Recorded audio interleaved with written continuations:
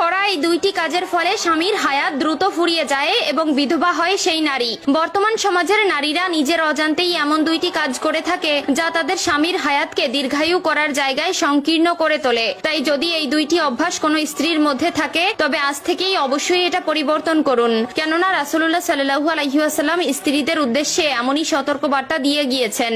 একজন স্ত্রীর কর্মফলের কারণে যেমন তার স্বামীর রিজিকে বরকত আসে, হায়াত বাড়িয়ে, ঠিক তেমনি একজন স্ত্রীর জন্যই সেই স্বামী নিঃস্ব হয় এবং দ্রুত মৃত্যুবরণ করে। তাই আজকে আমরা এমন দুইটি কাজ সম্পর্কে আলোচনা করব যে কাজ দুইটির ফলে দিনের পর দিন কমে আসছে স্বামীদের আয়ু। প্রিয় দর্শক, আপনি যদি প্রিয় নবী সাল্লাল্লাহু আলাইহি ওয়াসাল্লামকে শেষ নবী হিসাবে বিশ্বাস করে থাকেন তবে অবশ্যই আলহামদুলিল্লাহ লিখে কমেন্ট করবেন, এবং যারা এরূপ বিশ্বাস করে না তারা বুঝে নিবেন তাদের ইমানের ঘাটতি আছে, কেননা রাসূলুল্লাহ সাল্লাল্লাহু আলাইহি ওয়াসাল্লামকে ভালোবাসলে এবং তার আদেশ নিষেধ মেনে চললে তার জন্য রাসূলের শাফায়াত ওয়াজিব হয়ে যাবে। তাই অবশ্যই ভিডিওটি শেষ পর্যন্ত দেখবেন এবং শেয়ার করার মাধ্যমে সকল মা বোনদেরকে সতর্ক করে দিবেন, যাতে করে এই দুইটি অভ্যাস যে সকল মা বোনদের মধ্যে এখনো বিদ্যমান তারা নিজেদেরকে শুধরে নিতে পারে। প্রিয় দর্শক, স্বামী স্ত্রীর সম্পর্ক শুধু দুনিয়া পর্যন্ত নয়, এই সম্পর্ক আল্লাহর জান্নাত পর্যন্ত।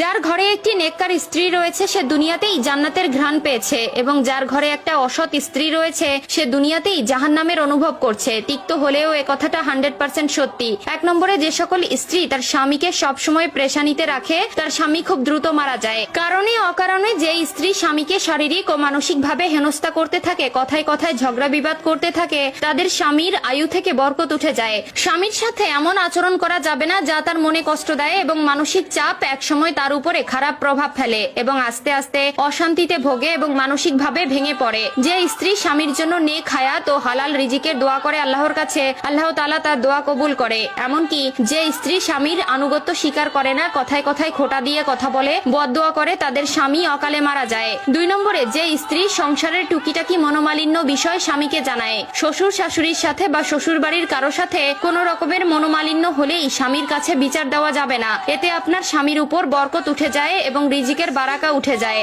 রাসূলুল্লাহ সাল্লাল্লাহু আলাইহি ওয়াসাল্লাম বলেছেন, আল্লাহ তাআলা এই দুনিয়ায় যত নিয়ামত সৃষ্টি করেছেন তার মধ্যে অন্যতম নিয়ামত হলো একজন নেককার স্ত্রী। নেককার স্ত্রী হলো সেই স্ত্রী যার মধ্যে ধৈর্য ও দিনদারিতা রয়েছে। সুতরাং যে স্ত্রী যত বেশি ধৈর্যশীল সেই স্ত্রী তার স্বামীর জন্য তত বড় নিয়ামত ও বরকত। একজন ধৈর্যশীল স্ত্রী পারে পরিবারের ছোটখাটো বিষয় নিয়ে তার স্বামীকে না জানিয়ে নিজেই কন্ট্রোল করার ক্ষমতা